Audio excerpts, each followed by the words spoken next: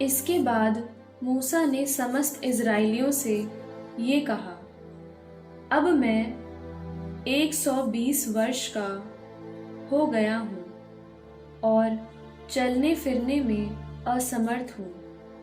प्रभु ने मुझसे कहा, तुम इस यरदन नदी को पार नहीं करोगे। तुम लोगों का प्रभु ईश्वर तुमसे पहले यरदन पार करेगा। वो तुम्हारे लिए उन लोगों का विनाश करेगा और तुम उनका देश अपने अधिकार में करोगे।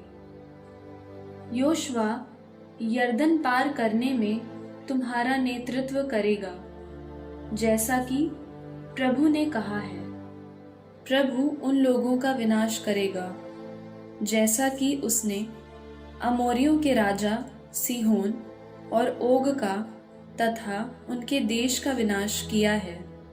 जब प्रभु उन लोगों को तुम्हारे हवाले कर देगा तो तुम मेरे आदेश के अनुसार ही उनके साथ व्यवहार करोगे।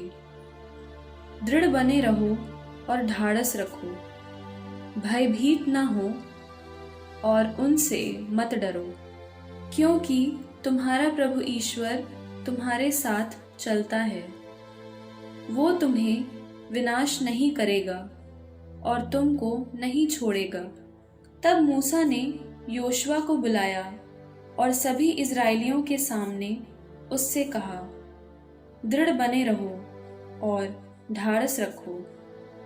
तुम इन लोगों को उस देश ले चलोगे जिसे प्रभु ने शपथ खाकर उनके पूर्वजों को देने की प्रतिज्ञा की है।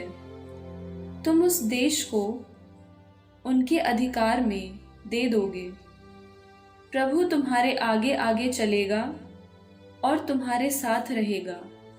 वो तुम्हें निराश नहीं करेगा और तुमको नहीं छोड़ेगा। भयभीत न हो और मत डरो। मूसा ने ये संहिता लिखकर इसे विधान की मंजूषा ढोने वाली लेवी वंश के याजकों और इज़राइल के नेताओं को दिया। मूसा ने उन्हें ये आदेश भी दिया, प्रत्येक 7वें वर्ष ऋण मुक्ति के वर्ष शिविर पर्व के अवसर पर सब इज़राइली प्रभु तुम्हारे ईश्वर के सामने उस स्थान पर जिसे वो चुनेगा एकत्रित होंगे। तब तुम उन्हें इस संहिता का पाठ पढ़कर सुनाओगे। तुम सब लोगों को, क्या पुरुषों, क्या स्त्रियों, क्या बच्चों तथा अपने नगर में रहने वाले प्रवासियों को सबको इकट्ठा करोगे, जिससे वे सुन सकें, प्रभु तुम्हारे ईश्वर पर श्रद्धा रखना सीखें और इस संहिता के सब शब्दों का सावधानी से पालन करें। उनके बच्चे जो ये संहिता नहीं जानते इसे सुने और प्रभु तुम्हारे ईश्वर पर तब तक श्रद्धा रखना सीख लें जब तक तुम उस देश में रहोगे जिसे अधिकार में करने तुम यरदन पार करने वाले हो। प्रभु ने मूसा से कहा, देखो तुम्हारी मृत्यु का समय निकट है। तुम योशुआ को बुलाकर उसके साथ दर्शन कक्ष में प्रवेश करो, जिससे मैं उसे नियुक्त करूं। मूसा और योशुआ जाकर दर्शन कक्ष में उपस्थित हुए। प्रभु ने शिविर में मेघखंड के रूप में दर्शन दिए। मेघखंड दर्शन कक्ष के द्वार के ऊपर ठहर गया। प्रभु ने मूसा से कहा, देखो अब तुम अपने पूर्वजों के पास चिर निद्रा में विश्राम करोगे। इसके बाद ये लोग उस देश के पराये देवताओं के अनुयायी बनकर मेरे साथ विश्वासघात करेंगे। जिसमें वे प्रवेश करेंगे वे मुझे त्याग देंगे और वो विधान भंग करेंगे जिसे मैंने उनके लिए निर्धारित किया। उस दिन मेरा क्रोध उनके विरुद्ध प्रज्वलित हो उठेगा, मैं उन्हें त्याग दूंगा और उन पर से अपनी कृपा दृष्टि हटाऊंगा। इससे उनका सर्वनाश हो जाएगा। बहुत सी विपत्तियां और कष्ट उन पर टूट पड़ेंगे और उस दिन वे पूछेंगे, क्या ये विपत्तियां हम पर इसलिए पड़ी हैं कि हमारा ईश्वर हमारे साथ नहीं है? उनके सब कुकर्मों और पराये देवताओं की उनकी भक्ति के कारण मैं अवश्य उन पर से अपनी कृपा दृष्टि हटाऊंगा। अब ये भजन लिखकर इस्राएलियों को सिखाओ और इसे कंठस्थ करा दो, जिससे ये भजन इस्राएलियों के विरुद्ध मेरे पक्ष में साक्ष्य दे।